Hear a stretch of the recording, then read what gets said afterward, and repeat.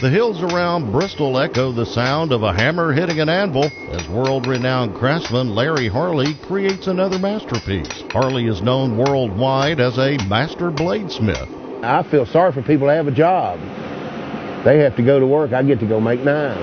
Now you see I told you it was heating up in that lump? Right now that lump is getting hotter from the outside in, and once hottest it's cooling off.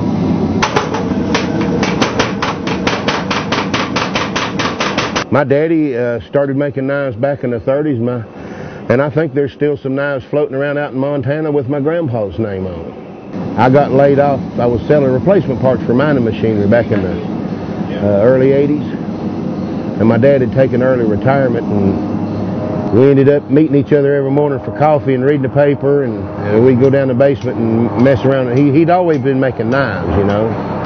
And we'd go down there and make knives, and one day I looked up and said, you know, I don't think I'm going to stop this. And it's been pretty close to 30 years ago. Steel don't care. You can get mad at it, you can get happy with it, but unless you treat it the way it needs to be treated, according to the laws of physics, why, it will whoop you every time. One of Harley's passions is passing on the bladesmithing tradition to young people. And I'd been doing a few programs with the local scouts and had things of that nature, and they asked me if I would try to start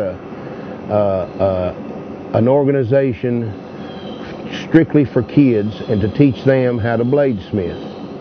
And it's probably been the most gratifying thing I've done, other than take money for my work, since I've started doing this. In Bristol, Tennessee, for News Channel 11 Connects, I'm Joe Bird.